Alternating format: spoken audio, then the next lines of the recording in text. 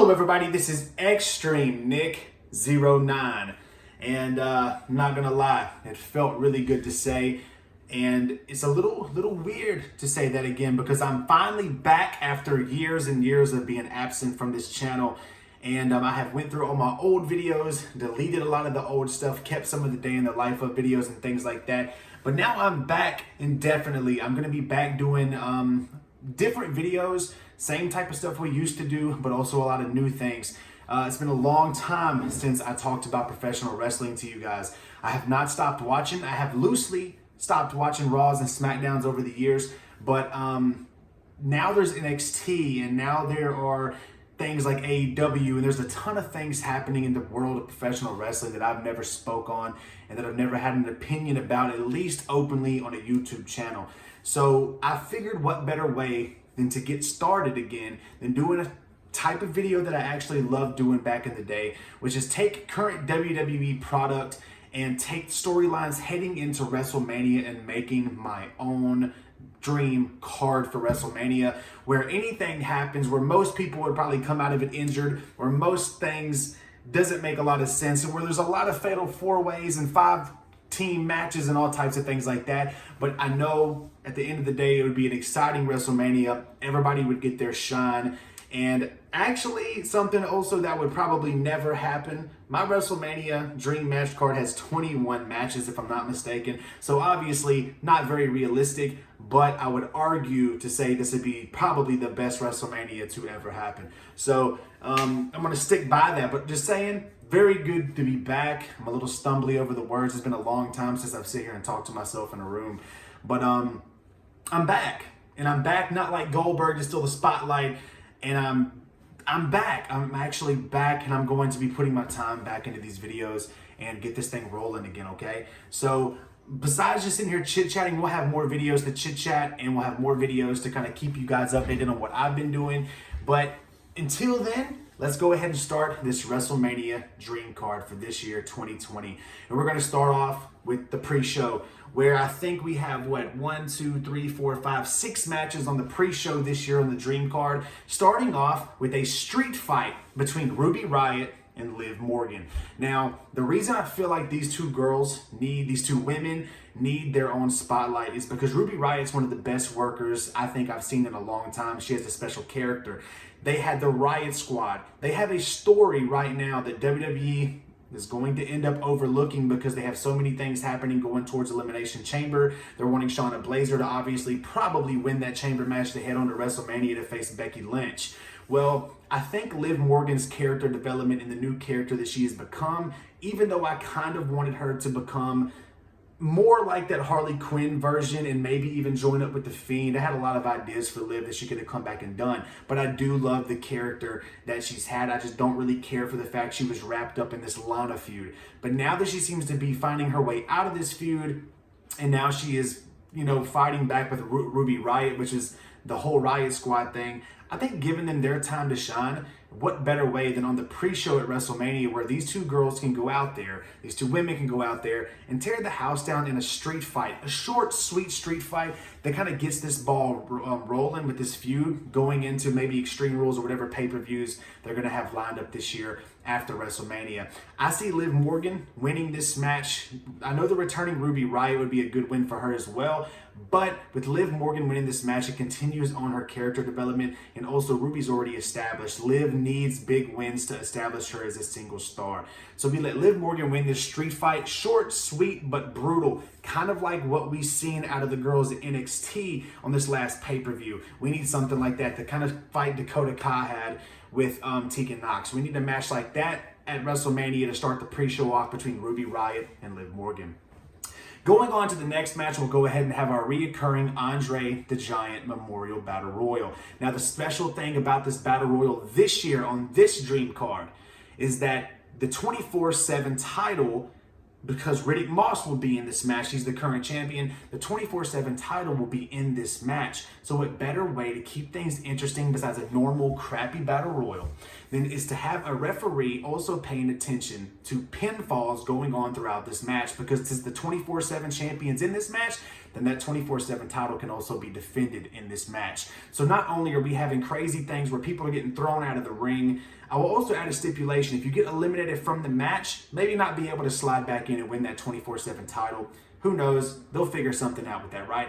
Either way, I think the winner of the Andre the Giant Memorial Battle Royal should be none other than former Royal Rumble winner Sheamus. A guy who's going to probably find a hard time finding himself and finding a spot to come back on this roster with so much talent, but also have him shine. I know the Memorial Battle Royal doesn't really do much for a career. We've seen Matt Hardy win it. We've seen Big Show win it. We've seen Mojo Rawley win it. Guys like that, not really nothing come from their wins. I see Sheamus coming back. Give him a little bump, something to kind of carry around with him as he returns, and just give him a little something. Now, at the end of this match, I also want to see the last person eliminated be the guy who last wins the WWE 24/7 title. That man being the returning Mustafa Ali. And the reason I want him to win the WWE 24/7 title is not for him to become this character that's running all the time, blah, blah, blah, blah, blah. I want Mustafa Ali to win this title and say, you know what? I'm going to take this title, add prestige to it. I'm going to defend it at all times, obviously, but I wanted to have a lengthy run with that title and let him do something with coming back that's going to make him stick out and make him be a special part of the show that is different, kind of like the hardcore title used to be. When guys like Crash Holly defended it so perfectly all the time, always running from people, always, you know, at the end of the day, escaping with his belt, kind of like what R-Truth does now. I want that done, but in a better way by Mustafa Ali. So that's it. The Andre the Giant Memorial Battle Royal. Winner Sheamus. Winner of the WWE 24/7 title defended throughout this Battle Royal, Mustafa Ali. Next, you will be leading us into a 4-team elimination table match. Yes, a table match on the pre-show because this is a dream card. Elimination table match to determine the #1 contenders for the Raw Tag Team titles on the next night. The big Wrestlemania, the Raw after Wrestlemania show. We're going to have 4 teams going against each other to determine the #1 contenders, right? So we have the Street Profits versus the Viking Raiders versus the Revival versus the big WrestleMania pop, maybe, of the Big Show and Kane getting back together just for a nice feel-good WrestleMania match where these guys come back in, they're helping push over the young talent. You'll see where those Raw Tag Team titles are headed after, later on into the real match card here. But just a 4-team elimination table match. It doesn't even have to be a table match. I know WWE wouldn't go that route. But something similar, not just an elimination match either, because you'll see I have like 75 battle royals, and not battle royals, but like 4 teams, 4-person, 7-man. I have a lot of weird shit going on in this dream match card. But have this match happen, maybe push the Street Profits. I'd like to see the Viking Raiders come out with a win here. The Revival could be on their way out of the company again. Obviously, Big Show and Kane are just there to have that WrestleMania pop. Let somebody like the Viking Raiders and Street Profits come out the winners here to challenge the next night on Monday Night Raw. That leads us into our next match, another stipulation match. Another thing that probably wouldn't happen on the pre-show, a steel cage. Now, the reason I say this is because I didn't know where to put these guys on the card. I don't feel like they really needed a big match card, a big spot here. Why not do it on the pre-show? Steel cage match, Bobby Lashley versus Rusev, Lana, special guest referee. Now, a lot of people are probably saying, well, why would Lana ever go for Rusev? Well, that's because the build to this match leading towards WrestleMania, Lana starts going back and forth again. She's kind of feeling Rusev. She's kind of feeling Bobby Lashley. There's a lot of things going on here in this storyline heading towards WrestleMania. So now Lana's kind of in the middle. Does she like Bobby? Does she like Rusev? What better way than to stick her in the middle of them with a striped white and black shirt on in a steel cage? Now, the way I see this playing out is both men fight. Lana's obviously in turmoil throughout the whole entire match, helping one person win, then helping the other one win, back and forth, leading to Bobby Lashley and Rusev climbing, shaking hands, climbing over the sides of the cage at the same time and dropping at the same time, because the winner of this match is supposed to get Lana.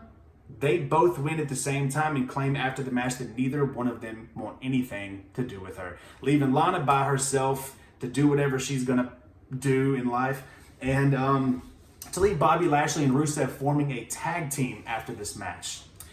All right, that leads us to the Women's Battle Royal, where I don't have a lot to say about it because I don't really know if they're going to throw NXT women in here. I don't really know what's all going to happen here, but I do have a winner picked out, that winner being Ember Moon, an NXT person who had moved up to the main roster and has yet to find herself in the past year or more, and she's just kind of everywhere right now, or maybe nowhere.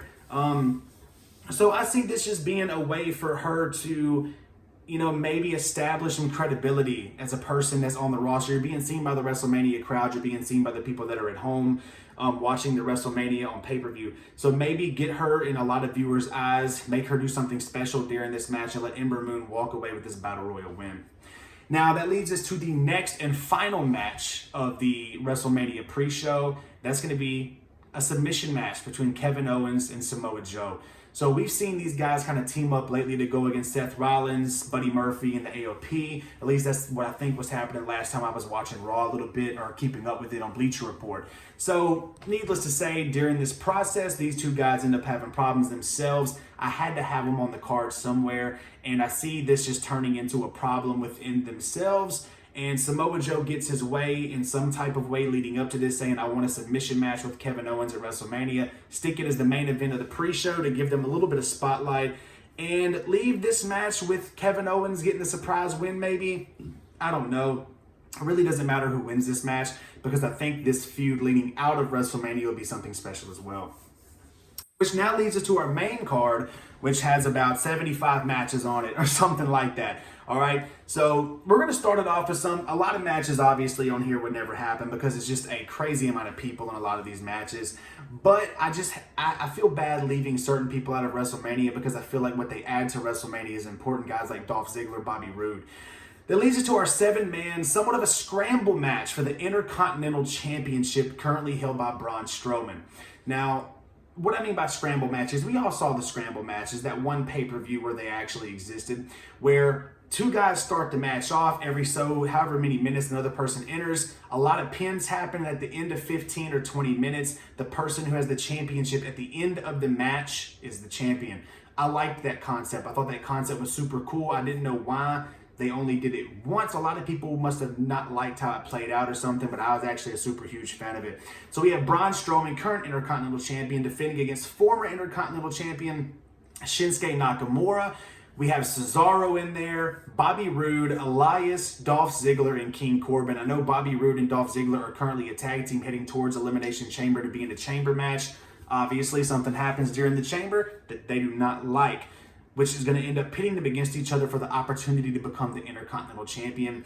I had to have Elias doing something. I had to have King Corbin and Cesaro doing something. I didn't feel right leaving certain guys out of WrestleMania. Corbin's had this huge thing with Reigns. Reigns obviously moving on to bigger and better things. We had to have him in a spot, even though I don't care for him. Elias making this match interesting. Cesaro going to be the big man here that ends up, starting the match off, carrying a lot of the weight of the match, having a great showing, but also coming up just short. As for a winner here, they're probably going to keep it on Braun Strowman. Let's be honest, but this is also a great chance to get Braun Strowman out of the title, to get the title off of Braun Strowman and onto somebody else, maybe a Bobby Roode. I'd love to see Bobby Roode hold a title and actually gain some significance on the main roster. So that leads us to our next match, a Smackdown versus Raw match at WrestleMania. I would love to see this match between these two guys. I didn't know where else to put them, and they just meshed in my mind so perfectly. Representing Team SmackDown, we have Daniel Bryan, and representing Team Raw, we have Ricochet. Ricochet's coming off of a match with Brock Lesnar where he got squashed at the Super Showdown, whatever they want to call it this time. And Ricochet obviously deserved a better showing. WrestleMania is the time to give him that better showing. We have Ricochet and Daniel Bryan, two great styles that are going to mesh wildly here at WrestleMania. And it just gives them a chance to go out there and tear the damn house down. Also giving us a fast yet slower pace than the scramble match right before it. I see Ricochet getting the win here. Give Raw the win. Raw is the better show right now. But also give Ricochet the win because I think he deserves it. Daniel Bryan's had his WrestleMania moments. Obviously, they're going to tear the house down. Winner, Ricochet. Next match, we have a four-corner, of course, a ton of people. Elimination Women's Tag Team Championship match here. The Kabuki Warriors going into WrestleMania defending their tag team titles against the likes of Alexa Bliss and Nikki Cross, Mandy Rose and Sonya Deville, and my personal favorite, the Iconics. So in this match, it's a 4-corner elimination tag team championship match, kind of like the WrestleMania 18 match between Billy and Chuck, the APA, the Hardys, and the Dudleys. That's kind of where I just watched WrestleMania 18 recently. The match wasn't great, but I do like the concept of it, and I think these females can go out there and really kill it. And so I'm going to give the win to Mandy Rose and Sonya Deville. Mandy Rose, to me, is going to be a superstar in the WWE, somebody to be reckoned with. I see Otis from Heavy Machinery helping her gain the win here at WrestleMania, which she may or may not help him gain later on in the card. Okay, I also think that obviously the Iconics have won here at WrestleMania for the tag team titles. The Kabuki Warriors have had a good run. Alexa Bliss and Nikki Cross. Bliss is obviously destined for bigger and better things as usual. So giving Mandy Rose and Sonya Deville the tag titles, I think it's a good nod towards them. There's also that storyline with Otis that's going to tie in a reason for them to win. And I just like how that plays out. Next, we have to have a match that's going to slow the pace, but it's going to be an emotional one, and it's going to be a great one. And there's some of these matches on this card WWE actually got right. We have Randy Orton versus Edge, but a stipulation here, like almost all the matches, no holds barred. Let's have a street fight between Edge and Randy Orton. It'll help a returning rusty Edge come back and have more to play with in the ring with Randy Orton. Obviously, Randy Orton has been doing the concertos to the likes of Edge and Matt Hardy. Obviously, this is going to be a great match. There's no title on the line, so that's why it's up in the card like this. But it's going to be something that breaks away from that multiple person match. It's going to be also something that breaks away from the speed of a lot of these matches and the confusion of so many people being in these matches. Add a stipulation like a street fight, these two veterans are going to blow the house down. Up next, the Fatal 4-Way, 2 falls to a finish for the United States title. What I mean by this stipulation is the first wrestler in this match that gets 2 pinfall victories over any other competitor walks out the United States champion, okay? We have the champion going into this thing, Andrade, going against and defending against Rey Mysterio, Humberto Carrillo, I think I'm saying that right, and Angel Garza. Now, a lot of people are saying this could be Rey Mysterio's last WrestleMania. He may be hanging up the boots after this one. So we'd love to see Rey Mysterio here have a great showing, but not win this match. Andrade been a great champion. Andrade a great competitor. He'll be accompanied, obviously, by Zelina Vega. And Humberto, he's been great, but I see a guy like Angel Garza being the future of the WWE or being a big, big star in the WWE. Give him a win at WrestleMania against these, and probably what could be, even though this card is stacked, the match that would steal the show. Angel Garza, a guy that a lot of people are comparing to Eddie Guerrero. Let Angel Garza come here, win the United States title in a beautifully done match between these 4 powerhouse of workers. And like I said, maybe steal the show, but give it to Angel Garza, who will obviously leave NXT officially and become a main roster guy on Raw. Up next, we have the NXT Women's Championship match between Charlotte Flair and Rhea Ripley. Another one that WWE I feel like got right this year. I couldn't really change this up. I like this match. I like that Rhea Ripley is getting her time to shine on a big card like this. I also enjoy the fact that Charlotte Flair is going to show some loves at NXT and also, go back to NXT and do what she's been doing lately. But I see Rhea Ripley getting the win here, defending her title against the Royal Rumble winner this year. Only because Charlotte is going to be on the main roster, and even though NXT is being considered a main roster show or a third brand per se now, I really see Rhea Ripley going there, showing out for NXT and getting the win. Up next, a 4-team, yes, I said 4-team again, either 4-person or 4-team all the way down this damn card. We have a 4-team ladder match for the Smackdown Tag Team titles. The reason I want this is because I feel like WrestleMania has to have a ladder match. I love the Money in the Banks. I love the TLCs. I love the crazy ladder matches at WrestleMania. And what better way to do it than for the Smackdown Tag Team titles? We had the newly crowned Smackdown Tag Team champions, The Miz and John Morrison, defending against former champions Big E and Kofi Kingston of the New Day, the Usos, and Heavy Machinery. All right, so the Usos and the New Day have won the tag team titles multiple times each. They're going to be the ones that are making this match amazing, along with obviously John Morrison and Ring General The Miz. But the wild card here, Heavy Machinery, same guy that Otis that ended up helping Mandy Rose win those tag team championships earlier in the night. Mandy Rose is going to interfere in this match and help Otis win the SmackDown Tag Team titles, leading in to a great storyline for the both of them being tag team champions over on SmackDown.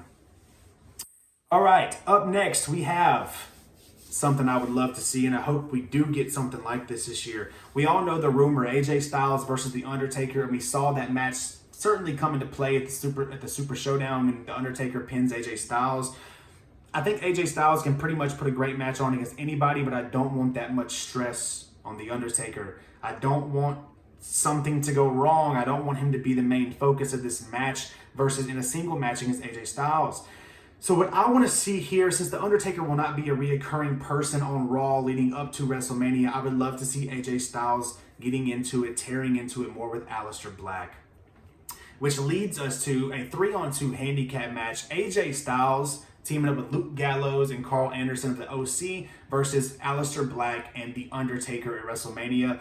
And that leads us to The Undertaker and Aleister Black getting a win. I think Aleister Black need that cosign of The Undertaker saying, you know what, I will team up with you at WrestleMania because you remind me of myself. Aleister Black has been on a tear. Teaming up with The Undertaker gives him even that credibility, and then also letting him get a win over AJ Styles and the OC at WrestleMania in the odds are stacked against them type match. It's going to be great for Aleister Black. Undertaker sticks to getting his record even higher. AJ Styles does not get hurt by losing this match. Up next, we have the SmackDown Women's title in a Fatal 4-Way match. Obviously, Fatal 4-Way because I don't want to leave people off the card. We've seen some of these women tie into it on SmackDown this past week, but the defending champion Bayley defending against Carmella, Sasha Banks, and Naomi.